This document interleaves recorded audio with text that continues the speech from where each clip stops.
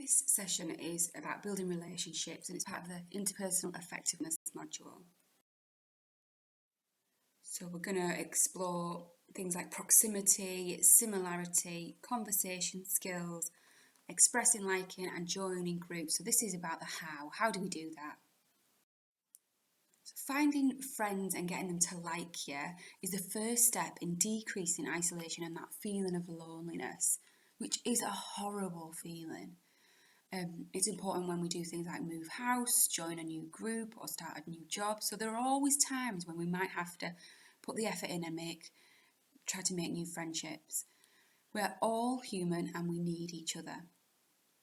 So it's a fact that friends are essential for happiness and all human beings are lovable by someone. Now you might be listening to this and thinking, oh, but that's different for me. I'm unlovable, nobody likes me, etc., etc. But all people are lovable by someone. You know, for example, people in prisons in America on death row, they've done unthinkable things. I won't even, try and describe some, but they end up finding someone who writes to them, who falls in love with them, and even get married. And, if you don't believe me as well, you can get yourself a little packed lunch, get some butties together and a little drink, and you can pitch up one day and sit outside the registry office and you watch people going in and out of there, getting married, and you'll see that there really is truly someone for everybody.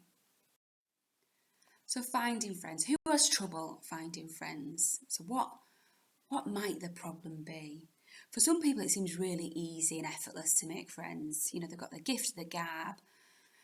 For others it feels like it takes a lot of work and a lot of time. Some people have loads of friends and things to do with. Others have maybe one or two really close, special friends. Some people have loads of acquaintances and feel like they know everybody, but maybe only have a handful of really good friends, or vice versa. So everybody's different and everyone's got different kind of wants and expectations from their friendship groups. So why do you want friends? To feel wanted, so that you don't feel lonely, so that they can look after us and support us, so that they're there when we need them, but also so that we can look after them and we can support them, and gives us someone to think about and to hold in mind and to contact. Some people believe that needing friends in relationships means being emotionally dependent and that they could be happy or should be happy being on their own. But that belief kind of flies in the face of everything we know about human happiness. And although there are some people who live a life of solitude, they live in a cabin in the woods and they're quite happy to do that, for most humans all over the world, intimate and supportive relationships are an essential part of happiness. And quite often it's something that the feeling of loneliness is something that's triggered and kind of warrants people to contact services because they just want somebody to talk to. Now that would be the function of a friendship, is someone to talk to. So what you have to do first is you've got to find these friends, and in order to do that you've got to find opportunities, and to do that you have to be brave. So you have to go out when people have invited you, you've got to go to groups, you've got to stay and chat. So if you go to a class, for example, don't just dive in and out and scarper as soon as it's finished. That general chit chat before and after something is really valuable, and that's usually where the friendships and that continuous contact with people starts to develop. So hang about to talk, say hello to people, put your phone away. Don't go to a class and then have your head in your phone and think, why isn't anybody talking to me? Probably because you look quite busy. So make yourself look unbusy, make yourself look inviting and available to have that conversation. Think about what you like, share it with people, go where there is that shared interest, say yes to things, suggest and invite people to things. So don't just wait for everything to come into you. Put something out there, make some suggestions, put the effort in. So to make casual and regular contact with people in your everyday environment, it's going to take time and it's going to take effort. So for example, you getting a job or a volunteer job, are really good at things like that. But if you're going to eat your lunch at your desk and not speak to anybody, then that's going to make it really difficult to make friendships. Whereas on your lunch break, if you went and ate with everybody else in the shared office, or that's when people are going to be sharing things, people are going to be chatting, and that's where friendships develop. So go to parties when you're invited. Say yes to things. I know I've said that already, but it just brings in more opportunities.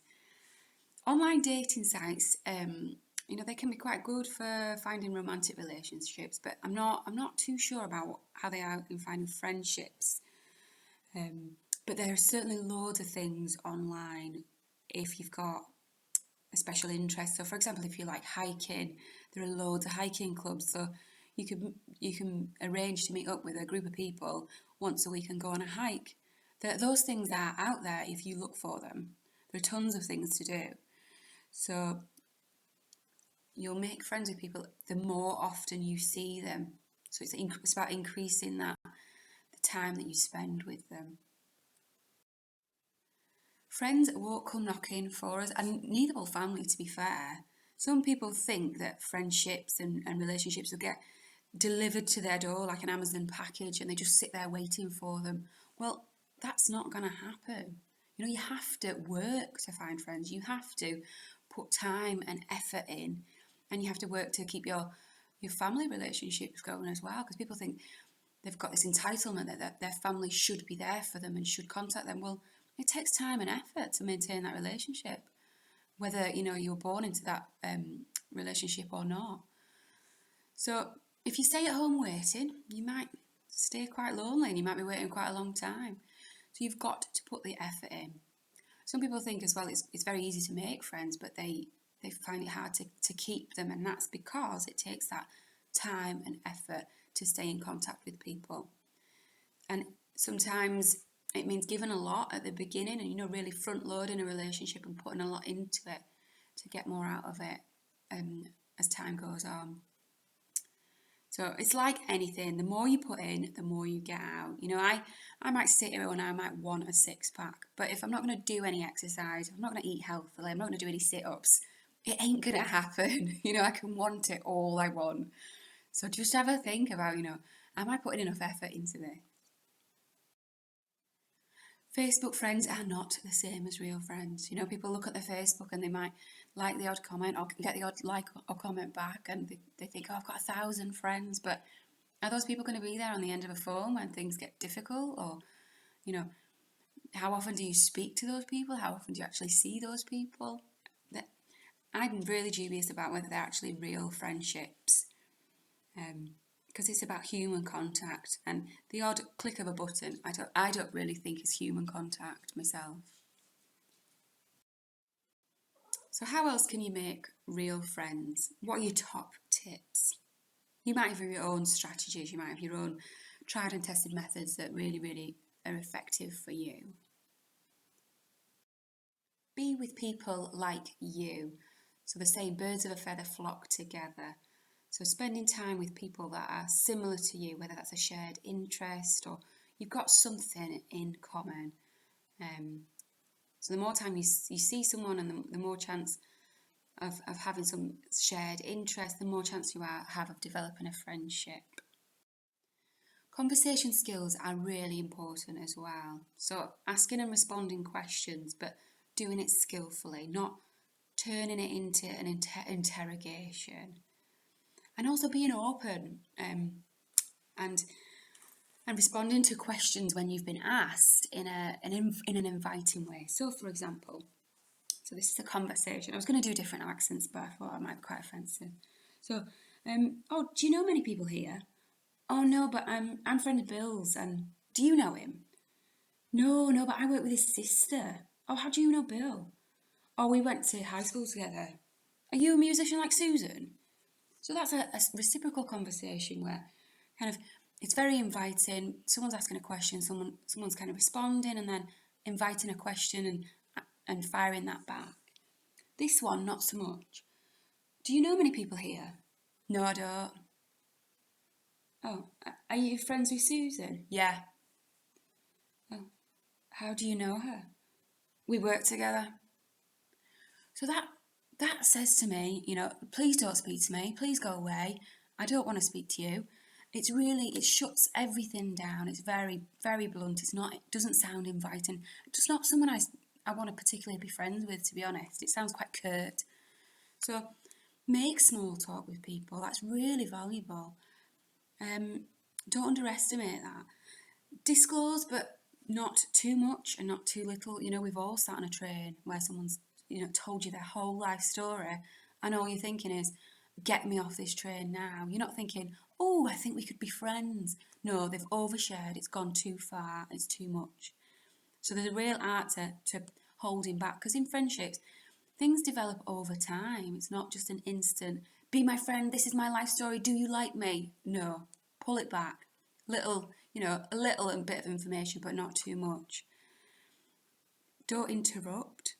Don't make it hard for that other person to contribute to the conversation. If you're kind of verbally vomiting all over them, they're not going to want to, do that again after they've just dusted themselves off. If you make it too difficult, people aren't going to want to come back and speak to you again.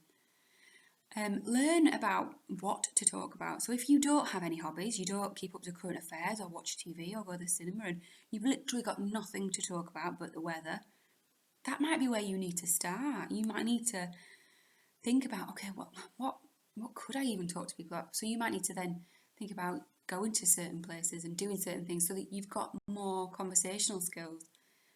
Stay clear of heated topics like religion and politics, because you want to make friends, not start a row. So it's easier to like someone who likes us. You make this easy for people.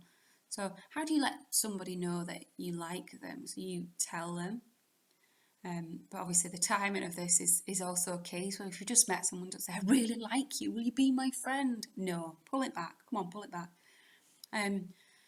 Praise them, compliment them. But again, this is something that, don't go overboard with this one. If you do this too much, it becomes insincere, a bit like overly apologising. So if you're saying, oh, I like your shoes, oh, I like your hair, oh, I like your face, oh, I like everything about you, I just think you're fantastic. It reeks of desperation. And also it makes people a bit suspicious. They'd be thinking, what is it that you want from me? Why are you being so nice? So don't overly use praise and compliments, because they lose their power.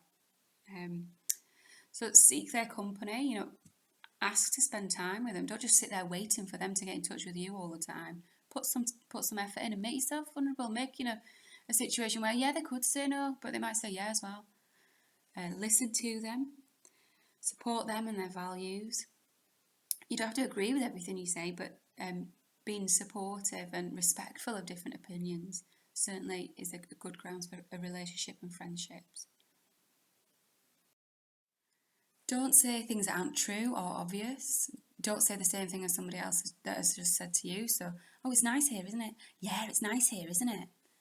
Don't do that. Don't go overboard with praise. We've covered that. Don't say sorry all the time and say no to all the time to invitations, because they'll just stop asking you. And don't talk at them. After an interaction, you want it to feel as if it's been a 50-50 partnership in that conversation. Whereas if you've taken over completely and that other person's not got a word in, they're not going to want to do that again. Join groups that meet regularly so that you can get that time and that consistency.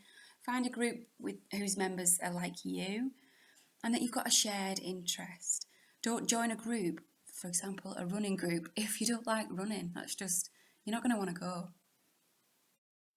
Be aware of things that will put people off you. So being nasty and selfish, people aren't going to want to hang out with you. Mourning all the time, being negative, not thinking about other people, talking about yourself too much, telling everybody your problems. People have got their own problems, they don't want to be bombarded with other people's in a friendship all the time. Talking too much, threatening suicide, don't do that. If you don't do this with me, I'm going to kill myself. People aren't going to want to come back for that. That's too much responsibility. So, and not thinking about others in the group. So there are things that you can do as well to help.